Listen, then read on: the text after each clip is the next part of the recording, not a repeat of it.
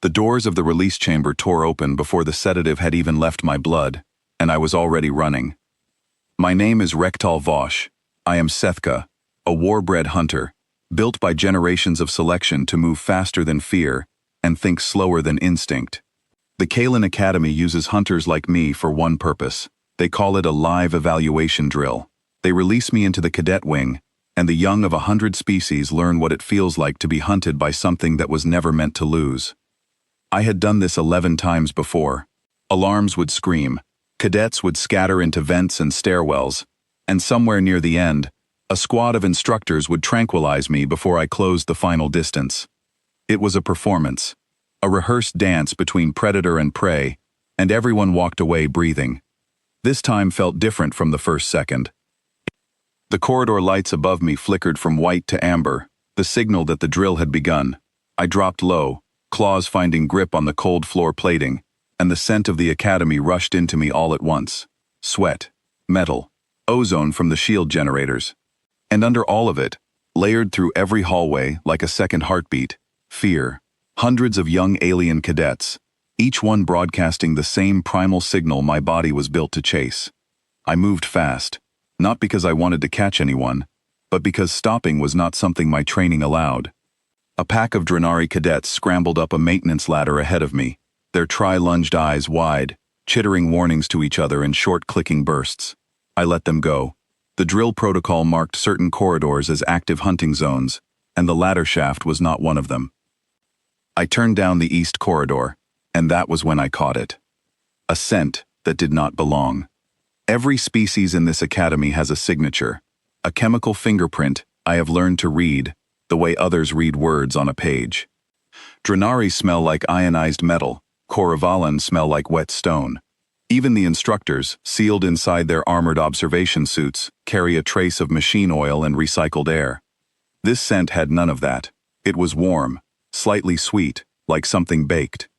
And underneath it, something my hunting mind flagged immediately and could not explain. No fear. I have chased hundreds of frightened creatures through these halls. Fear has a texture. It spikes, it trembles, it clings to the air in jagged little peaks that my senses can almost taste. This scent moved in slow, even waves, calm, steady, like a creature that did not know what danger was, or did not care. I told myself to ignore it. The drill protocol was clear. I was to pursue cadets in the marked hunting zones and nothing else. But 11 years of being bred for one purpose does not erase the small, stubborn part of a mind that still asks questions. I wanted to know what kind of creature walked through a live predator drill without a single flicker of fear. I followed the scent. It led me away from the marked corridors, past a service door with a warning strip I had never noticed before, deeper into a section of the academy I did not recognize. The lights here were dimmer, softer, more gold than white. The air smelled different too, cleaner, quieter, like a place built for rest instead of training. I slowed my pace without deciding to. Something in my chest, some old and buried instinct that had nothing to do with hunting, told me to be careful here. I rounded a final corner and stopped so suddenly that my claws scraped 4 long grooves into the floor plating. The room in front of me was small and warm, lit by strings of soft lights along the ceiling that pulsed gently like slow heartbeats. Cushions and low furniture lined the walls, and in the center of the room, sitting cross-legged on a woven mat, was a human. I knew of humans only from academy briefings. Soft-skinned, slow-moving, no natural armor, no claws worth mentioning, no venom, no camouflage. On paper, they were among the weakest species cataloged in the Galactic Registry. Every predator instructor I had ever trained under used humans as an example of prey that should not exist outside of protected zones. This human was unarmed. No stun rod, no shield emitter, no weapon of any kind that I could see. Sandy-colored hair, plain gray clothing, a data pad resting forgotten on the mat beside them.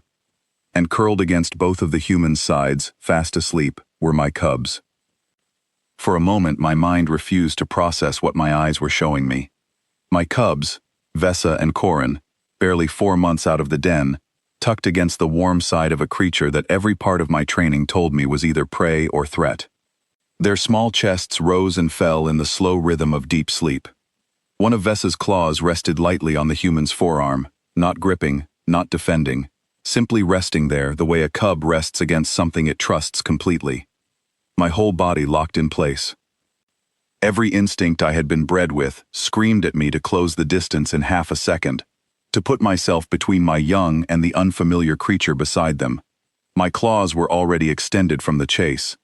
Blood scent from the drill still clung faintly to my hands, though I had caught no one. My muscles coiled, ready to cross the room before the human could even turn their head. But my cubs did not flee. Vessa's ear twitched at the sound of my breathing, and instead of waking in alarm, she simply pressed closer into the human's side and made a small, contented sound I recognized instantly. It was the sound she made when she felt safe. Corin shifted too, one small paw curling tighter around the fabric of the human's sleeve, and neither cub opened their eyes. I did not move. I could not move. Somewhere in the back of my mind, a memory surfaced that I had not thought about in weeks. My mate, Ilyara, mentioning an odd volunteer from the exchange program who sat with the creche broodlings during evening drills. She had said this creature smelled wrong to her at first, sharp and unfamiliar, but that it sat very still and never once raised its voice, and that the cubs had taken to it faster than to some of their own kind. I remembered laughing it off at the time, too occupied with training rotations to ask who this volunteer actually was. I understood now. I had never asked, and the answer had been sitting 3 corridors away from my own den the entire time. The human looked up. I expected fear. I expected the same jagged, spiking scent I had chased through a dozen other corridors that night. Instead, the human's expression shifted into something closer to mild surprise, and then, absurdly, into a soft, quiet smile. "You're late," the human said, voice low so as not to wake the cubs fully. "They wanted the part where the sky serpent loses. I told them you'd probably show up before I got to it." I said nothing. I could not have formed words even if my mouth had allowed it. I stood frozen in the doorway, claws still extended, breath still ragged from the chase, staring at a creature that should have been terrified of me, and was instead mildly annoyed that I had interrupted a bedtime story. The human's gaze flicked briefly to my claws, to the faint drill markings still fresh on my hands, and something in their expression softened even further, not with fear, but with understanding. "Rough night," they said. "It's fine. They're safe. They've been safe the whole time." I finally found my voice, though it came out lower and rougher than I intended. "You knew this drill would send me through the academy tonight."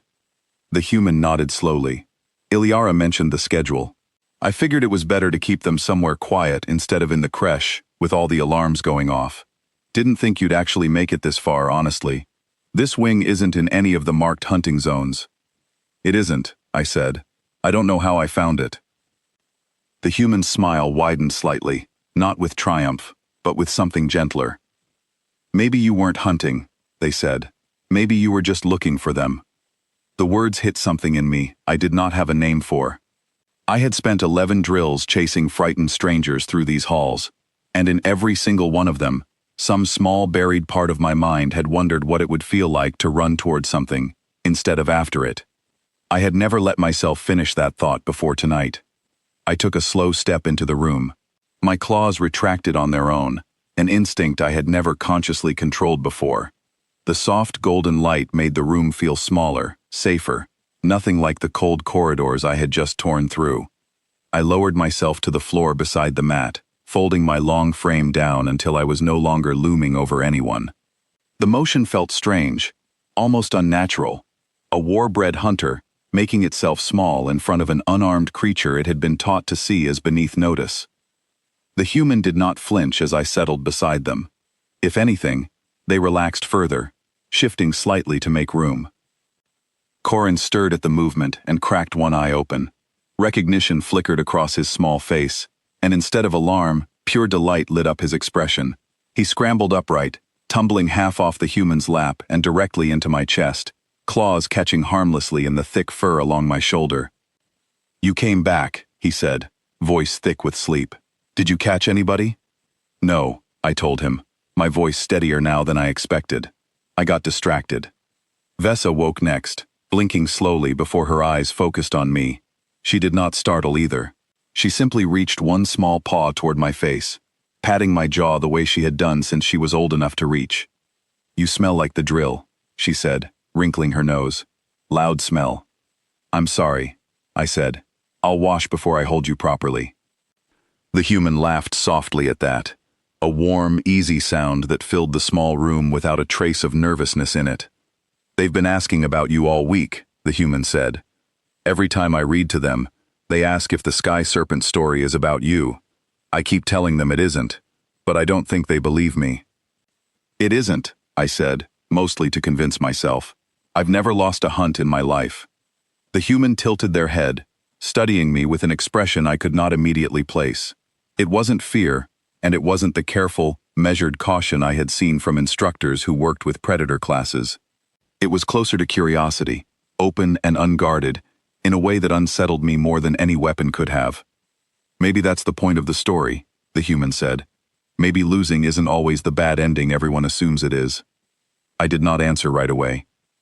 Vesa had already curled back against my side, claws tucked safely away, breathing slowing back into the rhythm of sleep.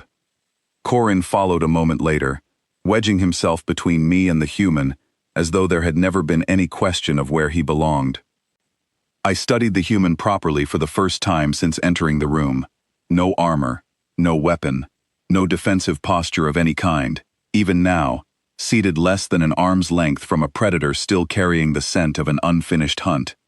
And yet my cubs had chosen this creature's side to sleep against, not out of confusion, not out of accident, but because somewhere over the past weeks, this stranger had earned something from them that most adult Sethka never bothered to offer. Trust.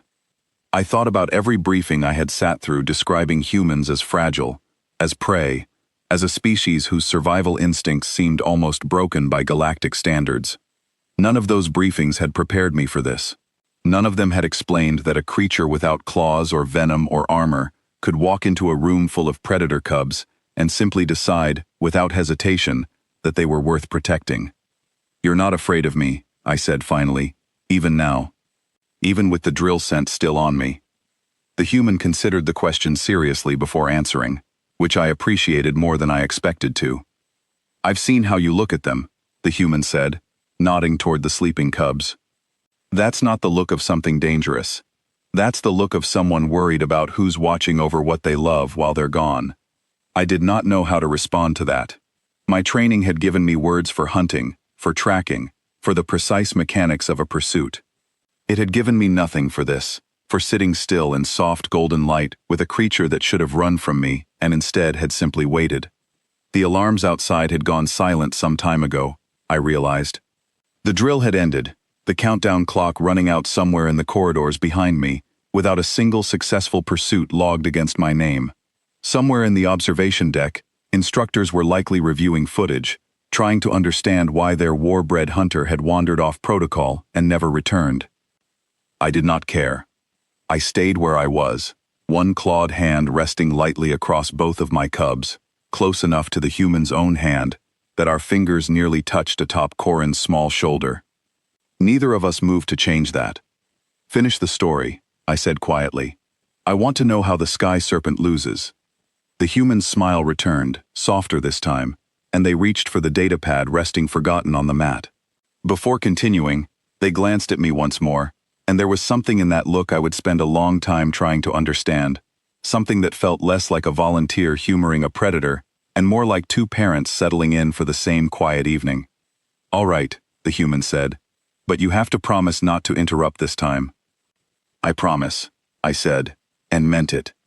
The human began reading again, voice low and warm, mispronouncing a few of the older Sethka words the way they always had, and somehow that only made the story feel more theirs. Vesa's ear twitched at the familiar rhythm of the sentences, even in her sleep. Corin's small paw tightened briefly around a fold of my fur before relaxing again. I listened. Not as a hunter cataloging sound for threats, not as a soldier bred to react to every shift in the air, but simply as a parent sitting beside another parent, both of us keeping watch over the same small, sleeping lives. Somewhere down the corridor, I heard the distant sound of handlers finally tracking my location. their voices carrying faint confusion through the comm channels about why the drill subject had gone dark in an unmarked section of the academy. I let them come, whatever explanation they wanted, whatever report needed filing, it could wait until the story was finished. For the first time since I had been bred into this role, the chase did not matter to me at all.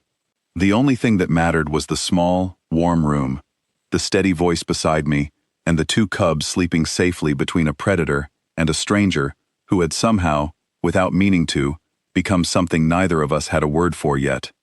Family, perhaps. Or close enough to it that the distinction stopped mattering. The sky serpent, as it turned out, did not lose because it was weak. It lost because somewhere along its long and violent journey, it stopped needing to win so badly, and found something worth protecting instead. I understood the ending better than I expected to. When the story finished, the human closed the datapad gently and set it aside, careful not to disturb either sleeping cub. Neither of us spoke for a while. The soft lights pulsed slowly above us, and outside the door, footsteps approached and then, strangely, paused, as though whoever had come to retrieve me had glanced through the doorway and decided, wisely, to wait a little longer before interrupting. I did not know what tomorrow's drill would ask of me. I did not know what the instructors would say about a hunter who abandoned protocol to sit quietly in an unmarked room. But none of that felt urgent anymore, not with Vessa's steady breathing against my side, and Corin's paw still resting against my fur, and the quiet, unshaken calm of the human beside me, who had never once needed a claw or a weapon to earn the kind of trust I had spent my entire life being trained to demand through force. I stayed until the cubs woke on their own, hours later, and even then, none of us were in any hurry to leave.